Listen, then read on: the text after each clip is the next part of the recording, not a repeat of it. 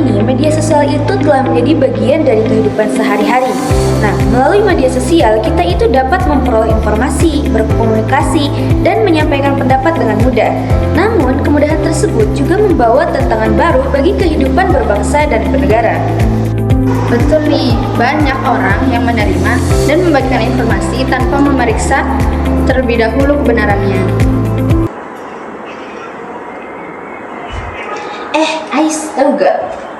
Aku baru baca berita nih kan tadi, katanya ada aturan baru yang bikin media sosial itu akan ditutup. Beritanya dari mana? Aku tahu dari akun yang muncul di beranda. Coba cek dulu.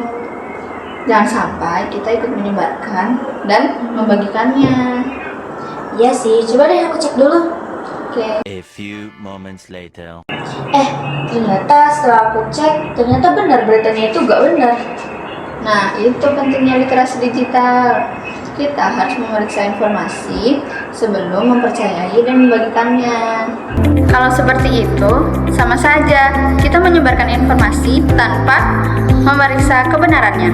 Akibatnya, berita palsu ini dapat cepat menyebar dan dapat menimbulkan kesalahpahaman. Sebagai warga negara yang baik, kita itu tidak hanya memiliki hak untuk menyampaikan pendapat, tetapi juga memiliki tanggung jawab dalam menggunakan media sosial secara bijak, seperti yang tertuang dalam Undang-Undang Dasar Negara Republik Indonesia tahun 1945 Pasal 28E. Setiap warga negara memiliki kebebasan untuk menyatakan pendapat, namun kebebasan tersebut harus digunakan secara bertanggung jawab dan tetap menghormati hak orang lain. Informasi yang belum terverifikasi dan provokasi yang dapat memecahkan persatuan bangsa Indonesia. Padahal Indonesia merupakan negara yang sangat beragam. Kita memiliki suku, bahasa, budaya, dan agama yang sangat beragam.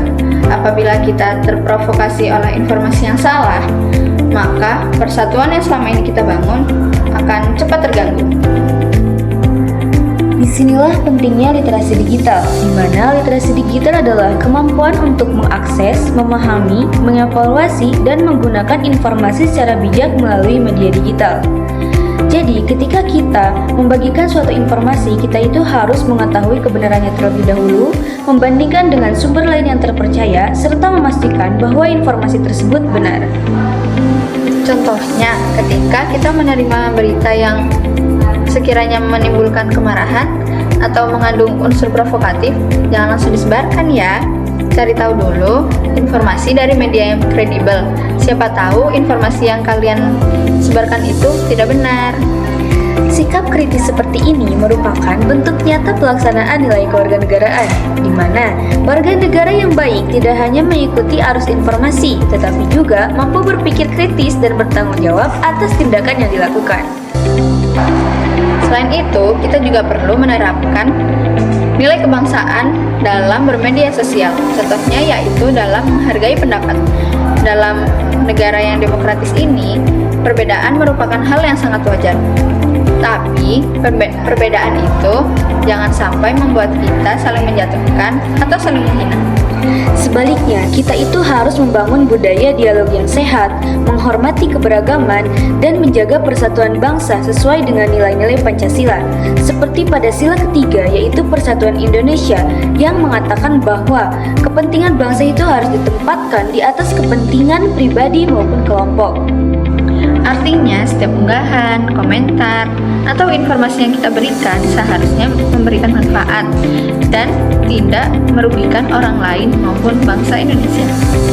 Teman-teman, menjadi warga negara yang baik tidak selalu harus melalui tindakan besar. Hal sederhana seperti berpikir kritis, menghargai perbedaan, dan tidak menyebarkan hoaks juga merupakan bentuk kontribusi nyata bagi bangsa. Oleh karena itu, marilah kita sebagai bangsa Indonesia menggunakan media sosial untuk menyebarkan informasi yang bermanfaat, untuk sarana belajar, dan memperkuat persatuan bangsa Indonesia. Karena masa depan bangsa tidak hanya ditentukan oleh pemerintah, tetapi juga oleh sikap setiap warga negaranya. Jadilah warga negara yang cerdas, Kritis, dan bertanggung jawab.